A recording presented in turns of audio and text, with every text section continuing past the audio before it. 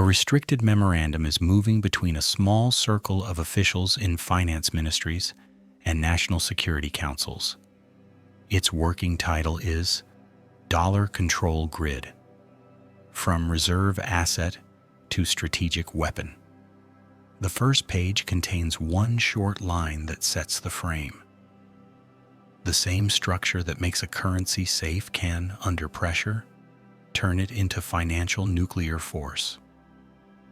Below that line, there is a chart of key events: sovereign reserve freezes, sanctions on major banks, removals from global payment networks. The memo does not ask whether the dollar is still dominant. It asks how long a system can stay trusted once its core instruments are used as tools of coercion. The document starts with a definition. A reserve currency is supposed to be the safest place for savings. It is where central banks park surplus trade income. It is the unit used for pricing oil, grain, and industrial goods. Its government bonds are treated as the closest thing to a risk-free asset. That is the civilian role. In the last few decades, a second role has formed on top of it. The same dollar accounts, the same government bonds, and the same payment rails are now used to punish states, banks, and companies. The memo calls this duality the shield and sword problem. The more the sword is used, the more the shield's reliability comes into question. Part 1. How a reserve system is supposed to work. In the conventional story, the dollar became the main reserve currency because of scale, stability, and depth. The United States economy produced a large share of global output. Its legal system was predictable. Its markets offered a wide range of liquid assets. On that foundation, foreign central banks accumulated dollar reserves as a form of insurance. If their own currencies came under pressure, they could sell some of those holdings to defend their exchange rates. If they needed to pay for imports, dollar reserves made settlement straightforward. In this ideal model, the issuer of the reserve currency has a simple obligation. It provides a stable unit of account and a deep market for safe assets. It does not discriminate between holders. A dollar in the hands of an ally, a neutral state, or a rival is still a dollar. A treasury bond held in one capital is treated the same as a bond held in another. The global payment infrastructure that moves those dollars, correspondent banking networks, messaging systems, clearing houses, operates as neutral plumbing. Politics sit on top of this structure, but do not alter the basic function of the pipes. The control framework follows the usual sequence. Banks and states declare their positions. Auditors and regulators check that the rules are followed. Payment systems clear transactions based on those rules, not on daily political alliances. Sanctions exist, but they target specific individuals and entities with narrow tools.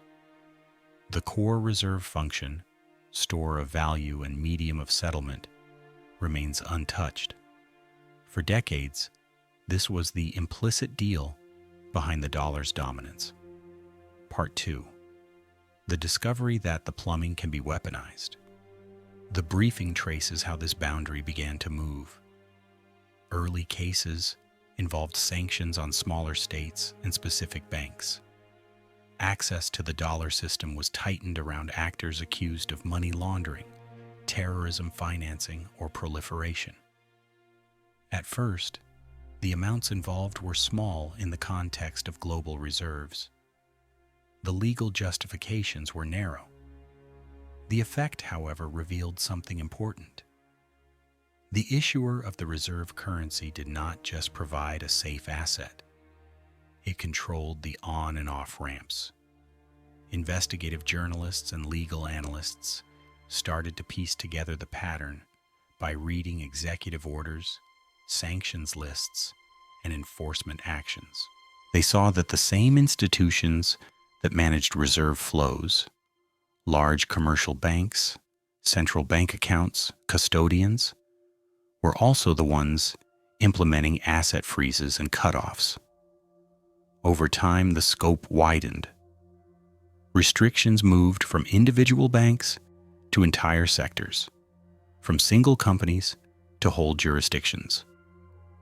The memo notes that, with each step, the technical tools stayed the same.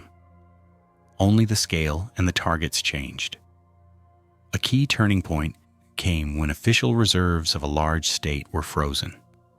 For central bankers in other capitals, this was not just another sanction headline, it was a direct signal. Holdings of foreign exchange reserves and government bonds, which textbooks had treated as almost sacrosanct, could become unreachable overnight. No change in market conditions was needed. The only input was a political decision in the issuing country and a chain of compliance through the financial system. The memo calls this the moment of strategic clarity for many observers. Part 3. The normal mechanics. Before they are bent to understand why this matters, the report steps back and explains the standard process. When a country runs a trade surplus, it accumulates foreign currency. That surplus is usually invested in safe, liquid assets, mostly government bonds of the reserve currency issuer. The logic is simple. These assets are expected to preserve value reasonably well, to be easy to sell, and to be free of sudden confiscation. Central bank reserve managers are conservative by design. They do not chase yield. They prioritize security and liquidity. Payment systems work along similar conservative lines. A bank in one country sends a payment message to a bank in another. Their respective central banks and correspondent institutions process the transfer based on technical rules. Those rules focus on identity, compliance with anti-money laundering standards, and settlement finality. The underlying assumption is that once a payment is authorized and cleared, it cannot be arbitrarily reversed for political reasons. This is the financial equivalent of the rule of law. Contracts and transfers are honored unless a court, under clear legal standards, decides otherwise. In this framework, a reserve currency is less a weapon and more a utility. Like an electricity grid or an air traffic control system, it is most valuable when it is boring. Users do not think about it. They assume that, regardless of diplomatic tensions, their reserves will still be there tomorrow and their payments will still go through. That quiet expectation is the foundation of trust. It is also what allows the issuer of the currency to run large deficits and still find willing buyers for its debt. Part 4. Anomalies. When the grid starts to look like a targeting system, the heart of the memorandum lays out several anomalies that appear once the reserve system is used repeatedly as an instrument of pressure. The first anomaly is the freezing of official reserves. Fact: central bank assets held in foreign custody can be blocked. Why this is not normal? For decades, such reserves were treated as almost untouchable in practice, even in wartime. What it means: other reserve managers must now price in the risk that their holdings are conditional on political alignment, not just on macroeconomic fundamentals. The second anomaly is selective access to payment networks. Fact: banks and, in some cases, entire countries can be removed from global messaging and settlement systems. Why this is not normal? In the original design, these networks were supposed to be neutral infrastructure, similar to a telecom backbone. What it means: every actor who relies on those systems now carries a second risk parameter, not just credit risk and market risk, but alignment risk. That is a structural change in how risk-free channels are perceived. A third anomaly is the expansion of secondary sanctions. Fact: entities in third countries can be penalized for doing business with primary targets, even if their own governments do not support the sanctions. Why this is unusual? It pushes the reach of the reserve issuer's legal system far beyond its borders, through the leverage of the currency and the banking network. The implication is clear. The reserve currency is no longer just a medium. It is a lever for extraterritorial control. That may be effective in the short term. It also pushes other states to look for ways to reduce that leverage. A fourth anomaly is the shift in legal language around sovereign immunity. Fact: in some cases, the distinction between private and official assets has been blurred. Why this differs from the old model? Traditionally, central bank reserves enjoyed a high level of protection from seizure. When that line becomes less firm, even if only in extreme cases, lawyers and other capitals take note. The memo underlines that for technocrats, this is not an abstract point. It directly affects how they model the safety of holding another state's obligations.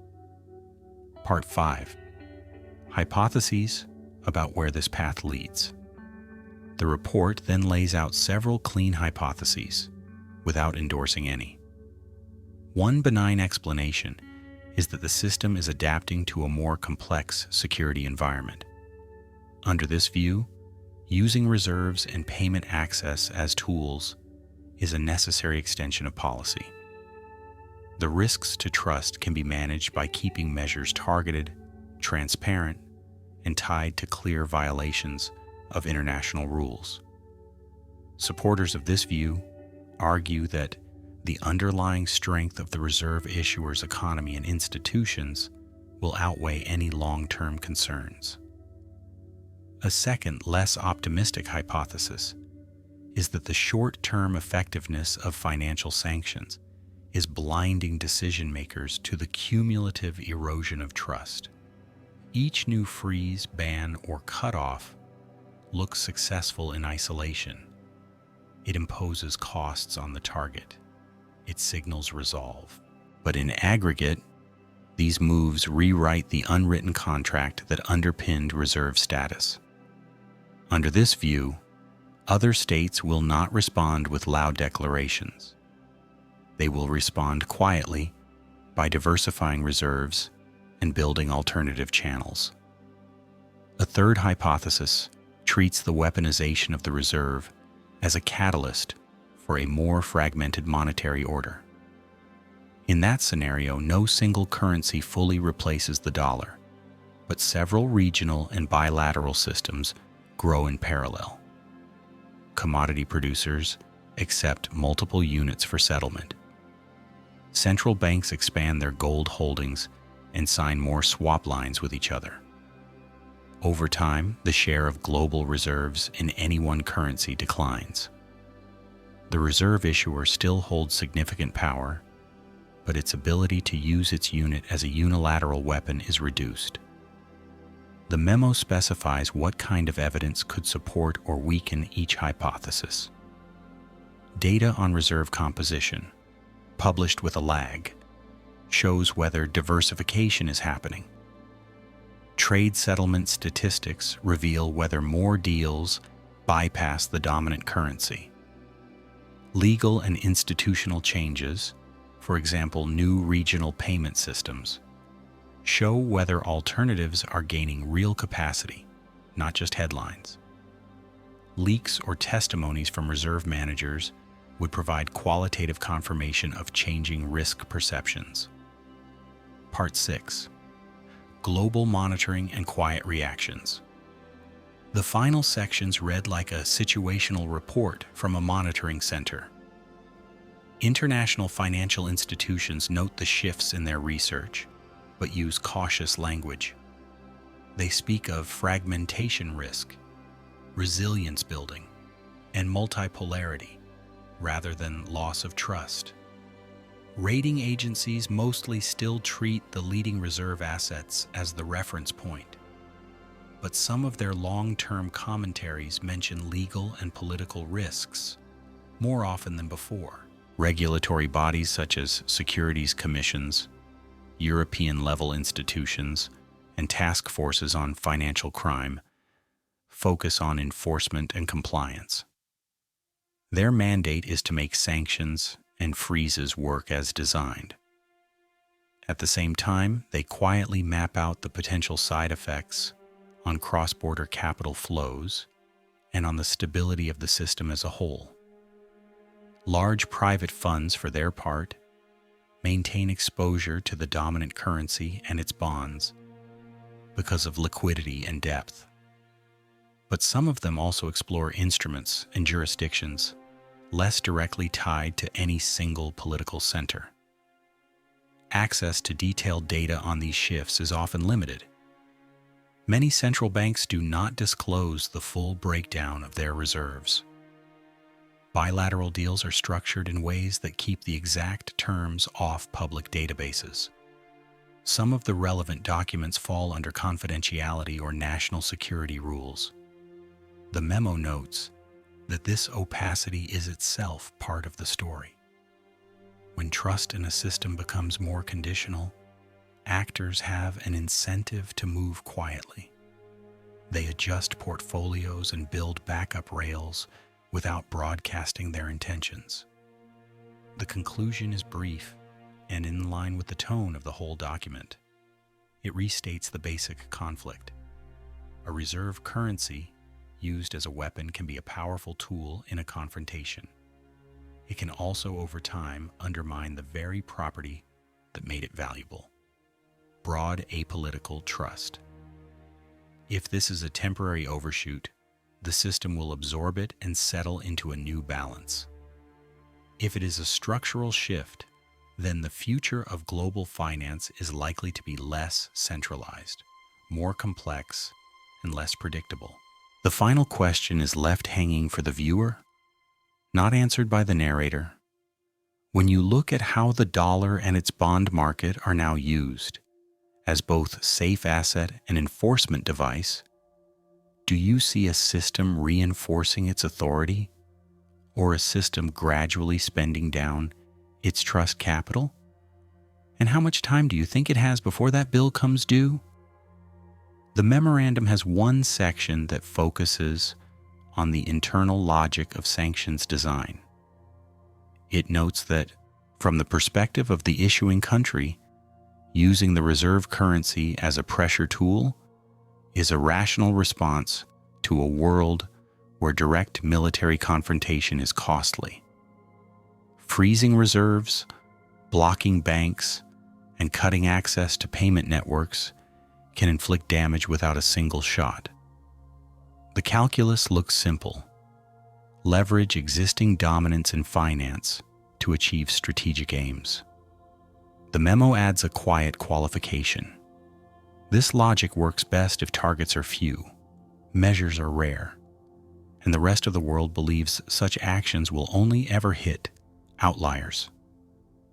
Once the circle of targets widens, that belief is harder to maintain.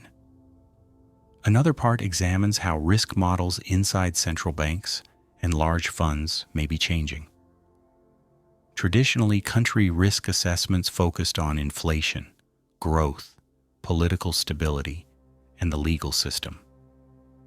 Now, according to the memo, sanction exposure and freeze probability are appearing as separate, if informal, categories.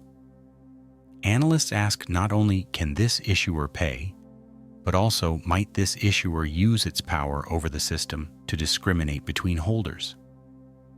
For investors aligned with the reserve issuer's policies, that risk feels low. For others, it is no longer theoretical. Even if they continue to hold the dominant currency, they do so with a different mental model. The authors also highlight a second-order effect that is easy to miss as more states and institutions build alternatives to the leading reserve system. They naturally create parallel channels for activity that is less visible to existing regulators.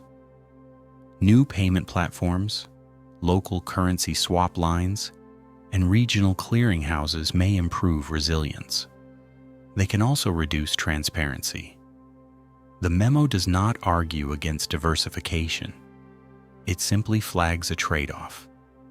A more distributed monetary world may be less vulnerable to one center's decisions, but it may also be harder to monitor for systemic risks. One of the more understated paragraphs looks at corporate behavior.